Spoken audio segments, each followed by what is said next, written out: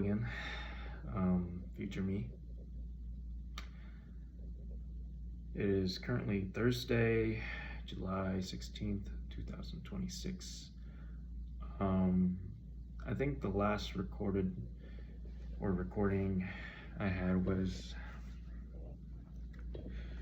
that reflection I kind of did on my life and how I think I am as a person and who, I think I want to be. And, well, I'm here now. Well, that recording was actually just yesterday. And I think I'm here now because it's currently 2:27 a.m. and I have work tomorrow. Or I have work in about 3 hours-ish. I'm actually thinking about probably heading in at around 4 a.m. because I don't think I can catch any sleep tonight. But I don't really have a topic for this recording. I think I just want to continue to, speak what's on my mind and what's going on. Because again, I kind of treat this like therapy. So, and this is the whole reason why I am doing this whole shebang. So, I don't even know what to really start with. I guess, let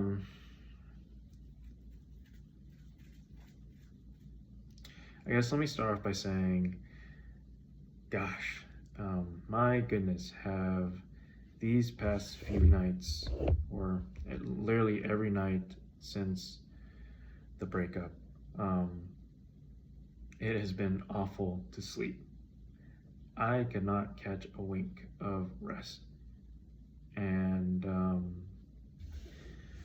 it's weird because throughout my whole life, I had no problem sleeping. Genuinely, I would sleep like a baby. I've slept through fire alarms. I've slept through, sirens all the time. And usually when I go to sleep, I have some sort of video playing as white noise, whether it's like some lore video or something, someone just speaking. And I think that's probably what did it, to kind of train me or condition me to just fall asleep under any condition, no matter whatever. But sorry, again, I don't really have a light, so I'm just using my monitor as lighting. But yeah, so I've always been able to sleep super soundly, literally no issues, and I've always had pretty restful sleep. I don't, I require about maybe 7 to 8 hours of sleep, and when I get it, it's great. But these past nights have just not been what I've been accustomed to. I think the first night when she broke up with me, 3 hours of sleep, panic attack. At least I thought, and couldn't breathe. And then every night after, just every hour, 2 hours, I would just wake up. And then I think last night, not tonight, but Tuesday night, I had a dream about her, and I don't know what to think of it, really. The dream was awesome, to put it quite frankly. I wish I didn't wake up when I had that dream. I really didn't. Or I really did. I wish I just never, I just wish I slept forever. Because usually when I have dreams, they're incoherent and really silly and really dumb and stupid and like I guess I can give some examples like one like a dream I would have, and this is like they're all like this is one dream I had one time was and usually I'm pretty fond, or I can remember a lot of these dreams like maybe 70% of the time, 80% of the time. But one time I had a dream where I was invited to a inner solar system race where I was going to be a racer, and the race is going to be on Saturn's ring. And I accepted and I raced. I raced in nothing but my boxers, and my vehicle was a donut with no wheels. And I just sat in the donut, kind of like how you sit in those, I don't know what you call them, the tube floaties in a pool. Except my butt was kind of in the hole and my legs were, laying out, and I was like just laying on it basically. And, and it was, it was a dumb dream. Like, I don't know. And all my dreams are basically like that. I don't think I have nightmares that often. Anything that comes close to it is probably some existential crisis type of thing where, I guess another example would be one time I had a dream where everyone knew the world was gonna end. Like, we saw the moon coming, it's coming to crash into Earth, and we knew this was our last moments together. So, me and my family, we knew it was our last moments together, and when the moon finally hit us, we all got transported into some purgatory. It was just us, just me and my mom, my dad, and my little brother. And we were just in this plane of existence where it was all white and it was just us, no one else around, nothing else around. And there was a timer, it was like 5 minutes, and that's all we had to spend with each other until we were either, I don't know where we went, probably eviscerated, thrown into the void, or reborn without our memories. Either way, it sucked because I love my parents and I love my little brother, and it was an existential, like, damn, what is going on? I woke up that day, or I woke up that morning, I was like, wow, I'm so grateful that, that didn't happen. But anyways, God dang it. I don't have nightmares, really, and those types of dreams are probably the closest I would get to nightmare-wise. So this dream that I had about her, my ex, was out of the ordinary because it was so ordinary. It was literally just like I think a normal weekend night or weekday night before I had moved to my new job location. That night, we were making dinner together, and she didn't have a certain ingredient. And while we were making dinner, we were doing stuff like dancing in the kitchen, listening to one of our playlists. I think it was actually one of her playlists that I used to listen to a lot when we first met. And she was like, oh, I don't have this. I'm like, oh, no worries.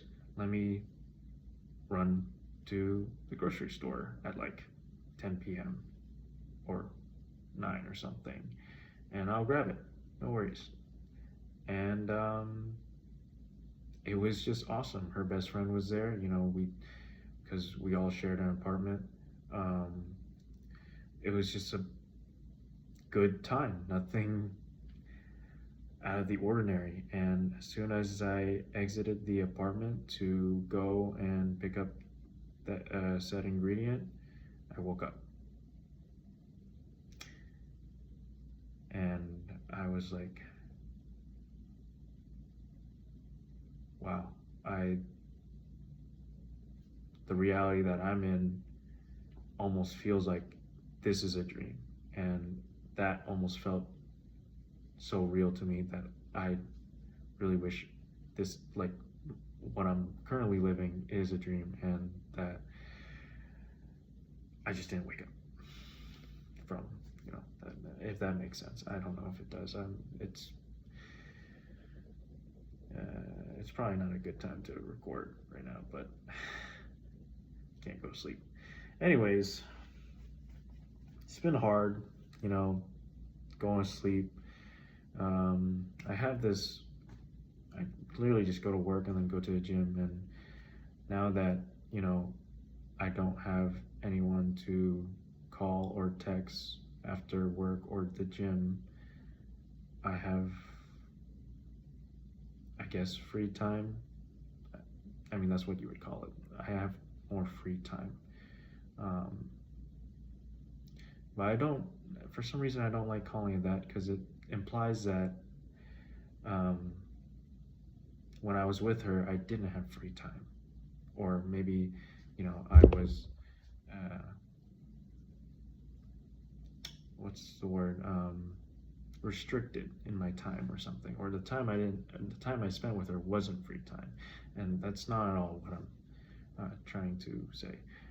I just have more times on my hand that I don't know what to do with, I guess. So it's probably obvious. Work is hard. The work itself isn't hard. Work is hard because of the mental state I'm in, and how much I think about her, and blah, blah, blah, right? And I still get through it. But it's just difficult because I don't have someone that, is waiting for me, is texting me, something to look forward to, someone to be like, oh, I can't wait to get off of work and text this person or call this person, right?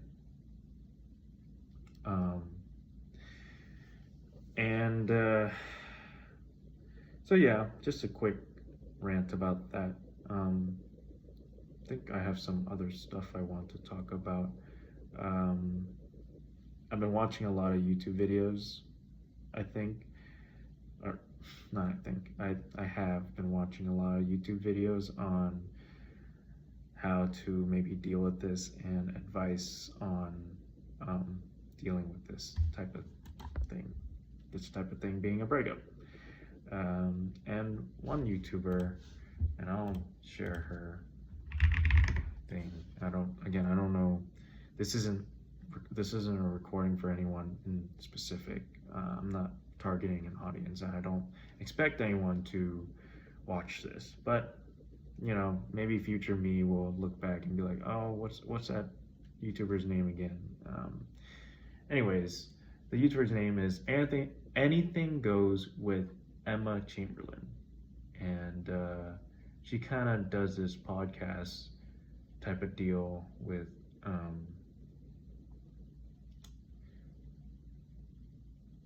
at least I think advice for a lot of stuff, but the main things I've been watching were breakup and how to deal with it, and thinking about your ex, and blah blah blah, because I have been really, it's been a tough, past days and nights of fighting the urge to text, this person.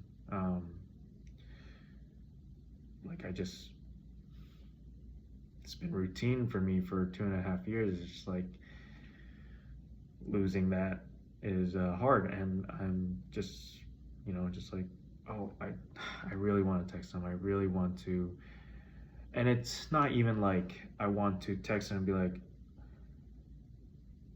oh, we should get back together and I miss you. Don't get me wrong, I miss her so much. I care for her so much. I love her so much. I I would love to get back together. That last one is difficult to say because of the fact that I love and care for her and miss her and all that. And it's difficult to say because I know she's doing this for her and for her mental health. And that, because I love her, I don't want to squander her request, or I guess I want to, leave her be because that's what she wants, right? Because that's what she wants. Anyways, so yeah, I've been fighting the urge to text her and reach out to her and reconnect with her. And I know it's only been, the first week. I know this is normal, but this is my first time living.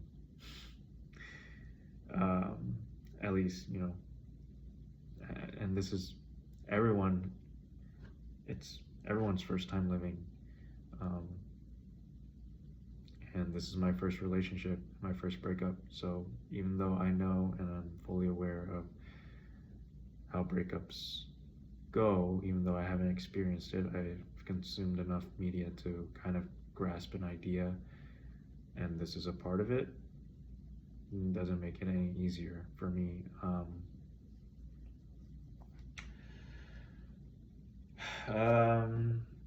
But yeah, I have been really wanting to reach out, and again, not to say I miss you or I love you or I care about you or whatever, just to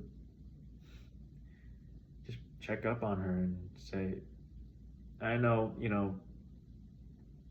bad idea. I know. I'm trying not to do it for her peace of mind, but just to check up and be like, oh, how's your day? How are you doing? How are you feeling? And this is just purely to try and support her, because that's all I've wanted for her, is to support her in whatever she's feeling. So yeah, and let me just say, these recordings or videos have been actually quite helpful, to be honest. They have been. I think a lot of people take to journaling or something where they can just spew their thoughts on a piece of paper, and this is similar, I think, for me, where I'm just spewing my thoughts, but instead of writing it, I'm speaking to my iPhone. Not to anyone, just to my iPhone and possibly future me, right? And maybe anyone who sees this, I guess. But for some reason, it's therapeutic that I'm not writing and I'm just verbally speaking. I think it helps me build my ability to process emotions and put it into words. I know writing also does that, but I think what's lost in writing is tonality sometimes and body language. So I think this also helps me with that for future me, of course, because I have, I've struggled with putting my emotions into words before, even though I can feel them and I can, process them pretty well. It's typically been pretty hard for me to turn it into words and convey it the way I wish it were to be received by the other end.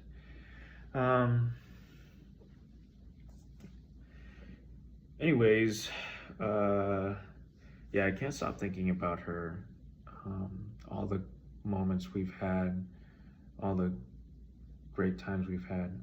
I genuinely can't even think about a bad time that we've had together, and that could be very much different for her. She could very much well have a lot of bad moments with me, and for that I just feel a lot of regret and guilt for that.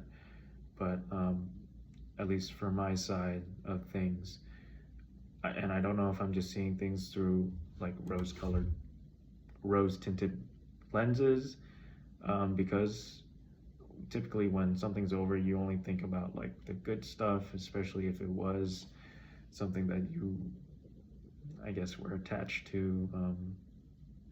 But that's how it is right now for me.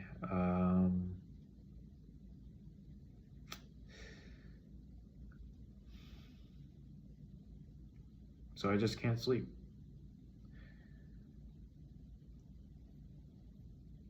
And I just keep daydreaming about maybe, hopefully, you know, so naive. I'm so naive. I'm just so stupid. I know. But just like, oh, maybe, she'll reach out and she will be like, hey, how are you? And not even to be like, oh, I want to get back together with you. Just reach out and be like, hey, how are you? That way I can just tell her how, things have been, and just have a conversation with her, really. But again, naive, because the last thing, I think we ended on pretty good terms. We don't have each other blocked or unadded on any social media like Instagram, TikTok, iMessage. We're not blocked. We aren't unadding each other. And a lot of different relationship breakups will end up with one party blocking the other, or unadding, or blah blah blah. And some relationships don't, and we're one of the ones that didn't do that. Now, is one way better than the other? Who's to say, right? Everyone's different. Everyone's life is different. Everyone's relationship is different. Everyone's breakup is different. So,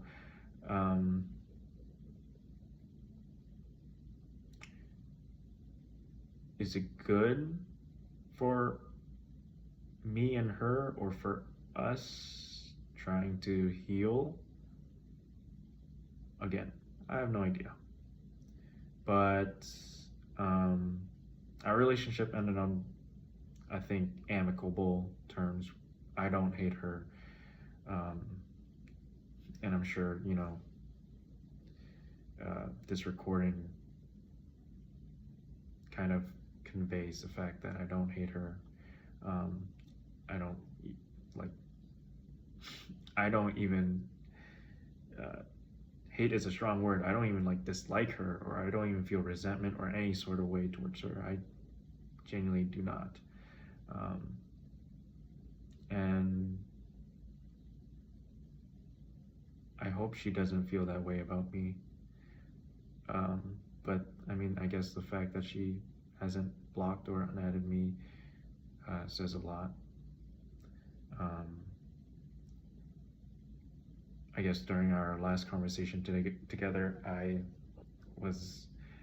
mentioned we probably can't be friends after this, because we never really started off as friends. Because again, as I mentioned previously in the last recording, we met on Hinge, and it was just immediately dating into girlfriend, boyfriend.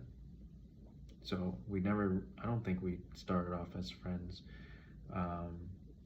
I mean, obviously when we were dating, like, I consider her my best friend, right? But I guess you get the point. Um, so there's that, and then I also brought up and we were both crying and lots of, crying and emotions swirling, and I was like, is it okay if, I still text you? And I don't know what I meant by that. I think I was just overtaken with a lot of things going through my mind. So I'm not really sure what I meant by that, but I asked it, and is it okay if I still text you? And she was like, I forgot what she said exactly, but essentially she said, no, I want time to heal. And I replied with, okay, fair. Do you happen to know? And again, stupid, naive, I'm an idiot, introvert, blah, blah, blah. I asked, how much time do you think you would need? Not a question anyone should ask. They should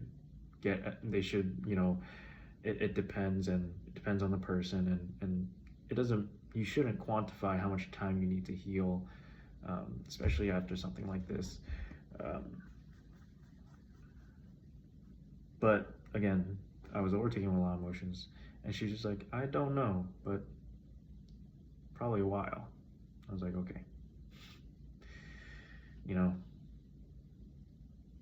fair. And then that's it. So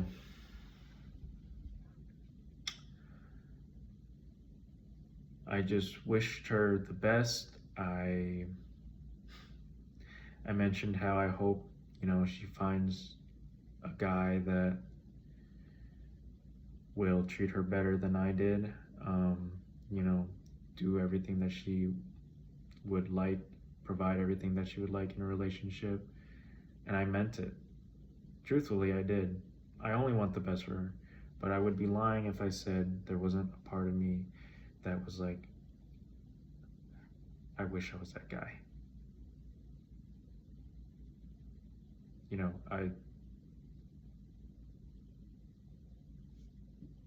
I don't know.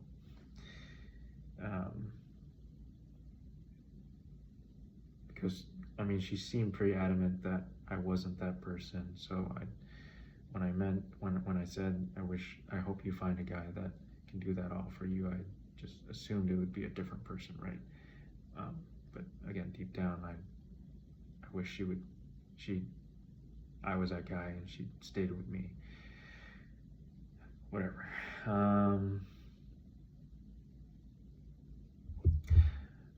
But I guess, how's it going future-wise, right? And I was kind of thinking about this as well.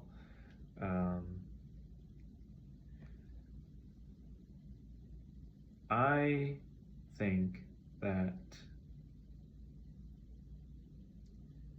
I think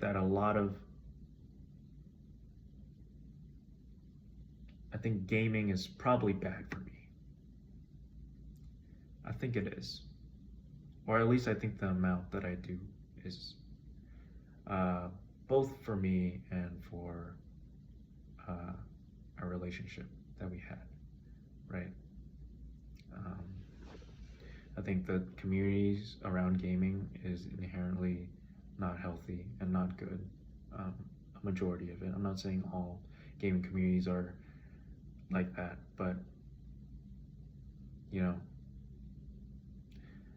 I haven't even thought about playing a video game since probably Sunday when the breakup happened.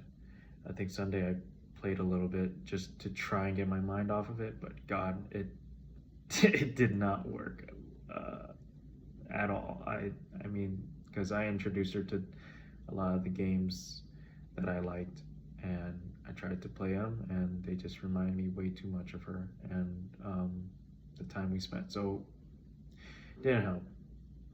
And obviously the community is not great, so also didn't help. So I think I'm not saying gaming is bad. People should do whatever they want to help pass the time and to help, if it's their hobby, they should do it. But I think for me, it's not what I want to be known for, right?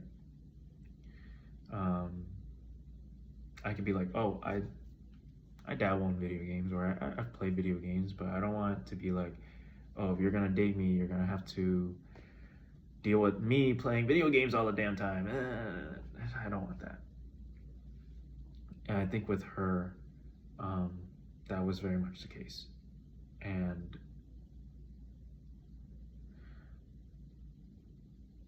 looking back on it, it's not good. Not good looks. I should not, every moment that I spent playing video games was probably due to some stress of school or work or trying to find a job or blah, blah, blah. But again, I mentioned this in my previous recording. I should have just taken that energy and given it to her. But I was too used to my old ways of dealing with coping with stress and whatever, and that was just through gaming, right? But right, so I think I'm going to cut back a lot on gaming and cut a lot of these, cut all these communities out of my life, because I don't support a lot of the things they do and say, and all that stuff. So, and I hate the fact that it took this breakup for me to see that.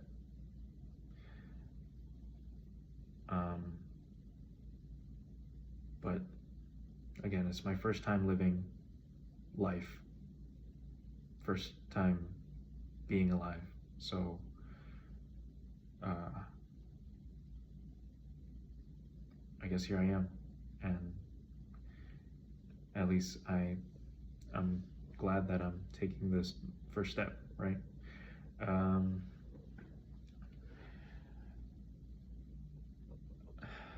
Let's see. So yeah, doing that, trying to rather channel that energy into something that maybe I would actually enjoy and be proud of. Because to be honest, I have never been proud of saying, oh, like I'm at a social event and I'm trying to be social and trying not to be introverted, and they're like, oh, what do you do? I am not proud to say I play video games. I am not proud to say, oh, I was top 5 or top 250 on Deadlock. I'm not proud to say, oh, I hit like Celestial or whatever on Marvel Rivals. I'm not proud to say any of that. I mean, sure, some people can see it as an achievement, and it's like, wow, this guy's good at the video game. But me, myself, like, it wasn't something that I felt like, I was like, yes, like, I wish the whole world knew about this. But, so I'm trying to find, or maybe get back into old hobbies like guitar, something that, I'm like, something I feel like if I got good at, I'd be like, oh, I know how to play guitar, and it's awesome, and it's something I could be proud of, and I could share with people, and and it's low-key whimsy as fuck, like, it's, damn, look at this, he's playing guitar, wow, look at him go. It's like, and I think it's more impressive, at least to me, like if I saw some guy playing guitar really well, I'm like, holy, like that guy's nuts, look at him go, rather than if I saw some guy just clacking away on fucking Deadlock or Mar Rivals or League of Legends. And again, I'm not saying that you shouldn't video game, right? Video games has helped me through a lot of things. I'm just saying that personally, for me, for who I am and for who I want to be, I'm cutting back on a lot of it. And I've, you know, it's just the first step. So I think I'm almost done with this recording. I think the last thing I wanted to say was I had another thought about, you know, maybe why she was feeling the way she was when she broke up with me. And by that I mean her emotions bubbling up.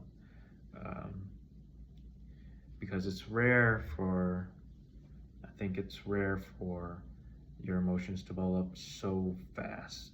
And I was blindsided because I felt like, you know, I had no idea it was coming, but I should have had some sort of inkling, because emotions like that don't typically come in such a short time period, right? So I was giving it some thought, and I think that part of it is because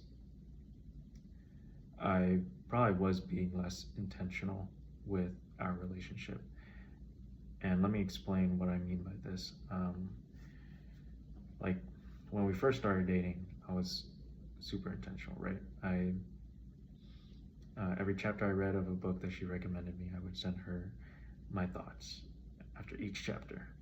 A little mini paragraph saying, oh, you know, this chapter was good, this chapter was bad, I like this chapter, I did not like this chapter, and here's the reason why, and blah, blah, blah, blah. And I would, I was very intentional with the things I did. I always walked to her dorm and saw her, even if it was a 30-minute thing. I think I didn't game for like a year, right? With her, basically. I didn't game, just hung out with her, did stuff with her, gave her stuff, all my attention. It was super intentional. And then I think it started dawning on me that, again, I have to graduate. I want a future with this girl, with this person. And to secure this future, I need to graduate and I need a job. This means I'm going to be stressed. And that led to video gaming. Not only that, but I think as time progressed and as our relationship progressed, I probably felt complacent. And I was like, wow, our relationship is super solid. And in no way, shape, or form was I thinking this consciously. I don't think I would ever consciously make the choice of being unintentional and complacent with our relationship. I would hate that. I think subconsciously I did, though. I think I did it without even knowing. And that is most likely what happened. And if it was just awful, terrible. I think that's probably what happened, because I got complacent. I was like, oh, our relationship is so solid, you know. Subconsciously, I was probably like, oh, I don't need to do as much. She'll love me unconditionally, just the way I love her unconditionally. She won't. I don't think she needs to do as much, and I'll still love her. Blah blah blah. Relationships should, at least the one that I was in, should not have been that way. I am not, or at least, you know, I don't want to be the type of person to be that way, to be complacent, to be static, to be like, oh, we're solid, I don't need to try anymore. That is not a mindset that I want ever. And I think I subconsciously, without being aware of it, probably did that. And she was probably unaware, but she was feeling it.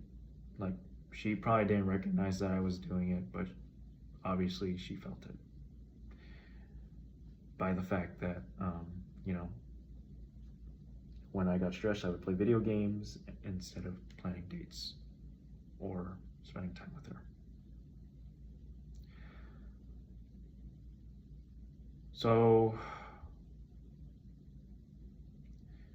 if our paths ever do realign, and this, the universe has us in their favor,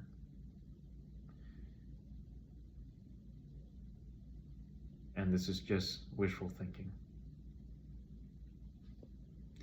I like that song, by the way, Wishful Thinking by Grant Perez. It's cute, and it reminds me of her. But even if it is wishful thinking,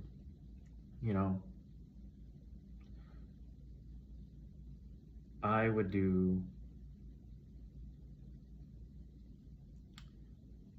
would just see it through. Everything that I'm taking steps towards to becoming the person that I actually want to become, I will see it through. And I hope, if somewhere along down the road that we maybe do end up being together again, maybe not, it's not for me to say, or it's not for me to blah, blah, blah. We do end up being together again. I hope, she's there to see me follow through with this. Because typically when I put my mind to something, I can usually do it against a lot of odds. It's just putting my mind to it is the tough part, and acknowledging stuff. Like, I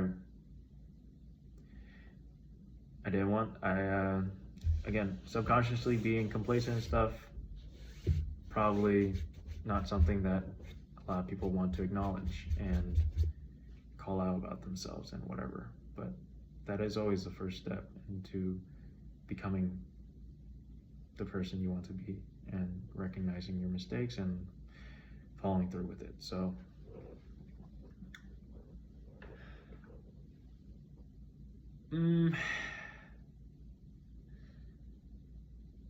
yeah, I think that's it for this recording. This one is shorter than the other one. I think about half the size. But I'm excited for the camping trip this weekend. I'm gonna try and get back into rock climbing. I'm gonna go rock climbing the weekend after with my coworker. Or maybe I'm gonna try and drag him out too. He's introverted as well. But I want to spend more time with those guys. They're genuinely good people. And right now they're the only people I have up here around me, my new location. So I guess until next time, when I have something I want to talk about or whatever. Bye.